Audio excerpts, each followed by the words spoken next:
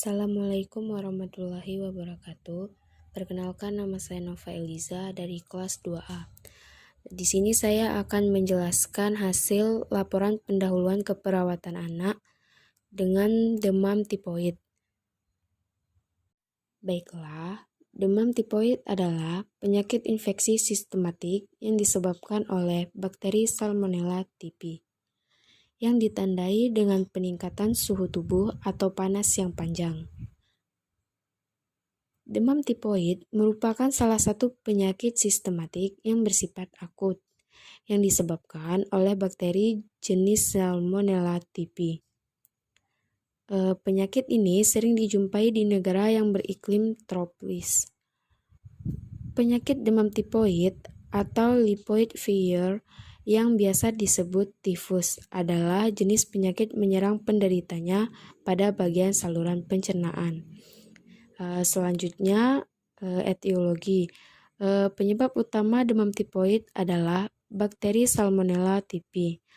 Bakteri Salmonella typhi adalah berupa hasil gram negatif, bergerak rambut getar, tidak berspora, dan mempunyai 3 antigen, yaitu O, atau somatik yang terdiri atas zat kompleks lipopolisakarida.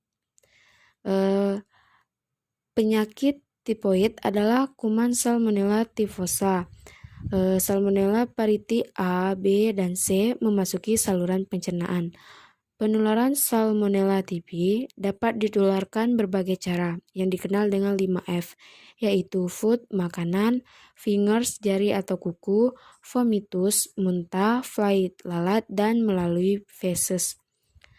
Penyebab lain dari penyakit tipoid adalah yang pertama, makanan dan minuman yang terkontaminasi bakteri Salmonella. Dan yang kedua, makanan mentah atau belum masak. Dan yang ketiga, kurangnya sanitasi dan higienitas. Dan yang terakhir, daya tahan tubuh yang menurun. Baiklah, yang selanjutnya yaitu manifestasi klinis. Adapun tanda dan gejala dari demam tipoid yaitu yang pertama, gejala pada anak, inkubasi antara 5-40 hari dengan rata-rata 10-14 hari. Dan yang kedua, demam meninggi sampai akhir minggu pertama. Dan yang ketiga, nyeri kepala, nyeri perut. Dan yang keempat, kembung, mual muntah, diare, dan konstipasi. Kelima, pusing, bradikardi, nyeri otot. Dan yang terakhir, batuk. Selanjutnya, pemeriksaan penunjang pada demam tipoid yaitu yang pertama ada pemeriksaan leukosit. Kebanyakan kasus demam tipoid, jumlah leukosit pada sediaan darah tepi berada pada batas-batas normal. Bahkan kadang-kadang terdapat leukosit walaupun tidak ada komplikasi atau infeksi sekunder. Oleh karena itu, pemeriksaan jumlah leukosit tidak berguna untuk diagnosa demam tipoid. Dan yang kedua, pemeriksaan SGOT dan SGPT. Pada demam tipoid seringkali meningkat, tetapi dapat kembali normal setelah sembuhnya tipoid. Dan yang ketiga, biakan darah. Dikarenakan hasil biakan darah tergantung dari beberapa faktor, yaitu teknik pemeriksaan laboratorium. Hasil pemeriksaan satu laboratorium berada dengan laboratorium yang lain. Hal ini disebabkan oleh perbedaan teknik dan media biakan yang digunakan. Yang kedua, saat pemeriksaan selama perjalanan penyakit. Pada waktu kambuh, biakan darah dapat positif kembali. Dan yang ketiga, vaksinasi di masa lampau.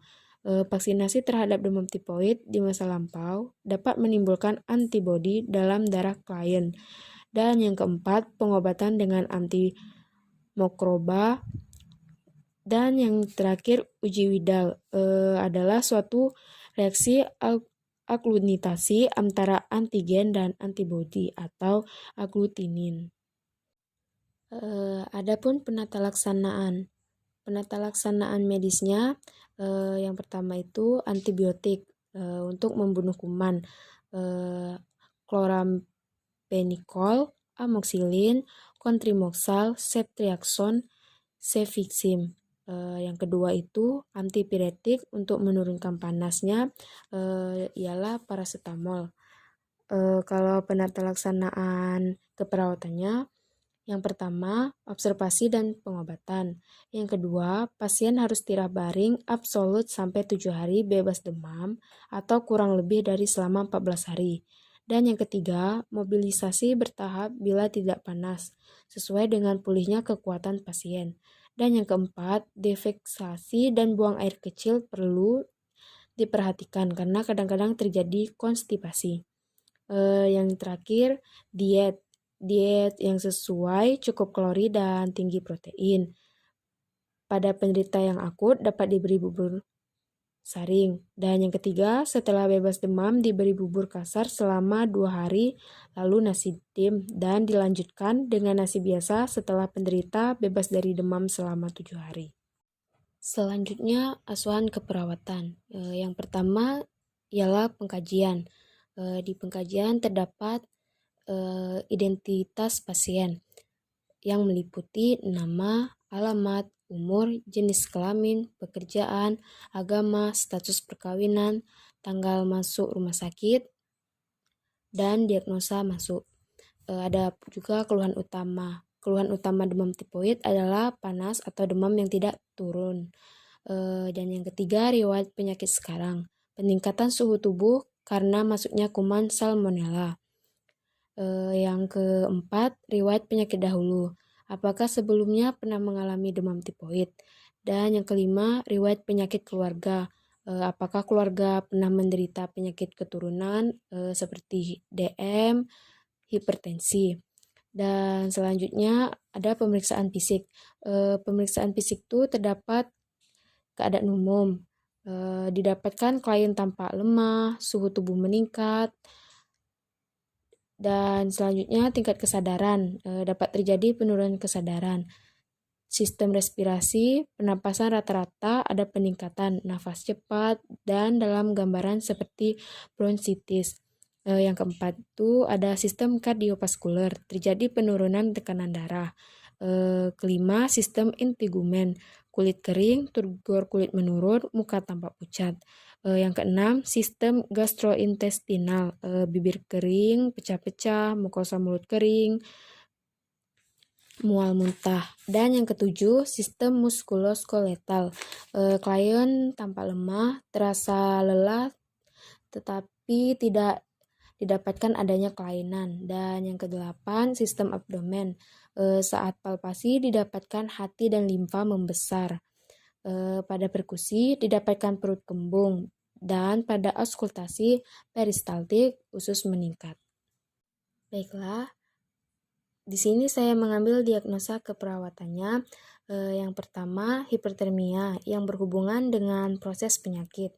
Dengan kriteria hasil, suhu tubuh membaik, takikardi meningkat. Intervensinya, manajemen hipertermia. Observasi, identifikasi penyebab hipertermia, monitor suhu tubuh, monitor kadar elektrolit, monitor komplikasi akibat hipertermia. Terapeutiknya, sediakan lingkungan yang dingin, berikan cairan oral, hindari pemberian antipiretik atau aspirin. Yang edukasinya, anjurkan tirak baring, dan kolaborasi pemberian cairan dan elektrolit intravena jika perlu. Yang kedua, nyeri akut berhubungan dengan proses peradangan. Dengan kriteria hasil, nyeri abdomen menurun, mual menurun, muntah menurun, frekuensi nadi membaik, pola napas membaik, nafsu makan membaik. Intervensinya, manajemen nyeri.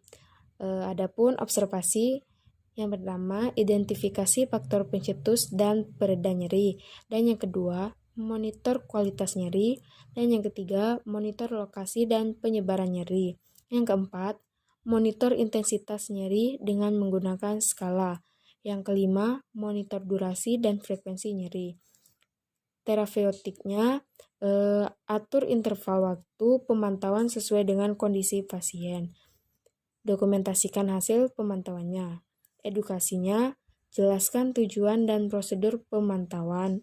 Informasikan hasil pemantauan jika perlu. Diagnosa yang terakhir ialah intoleransi aktivitas berhubungan dengan kelemahan fisik. Dengan kriteria hasil, perasaan lemah menurun, dyspnea setelah dan saat aktivitas pun menurun.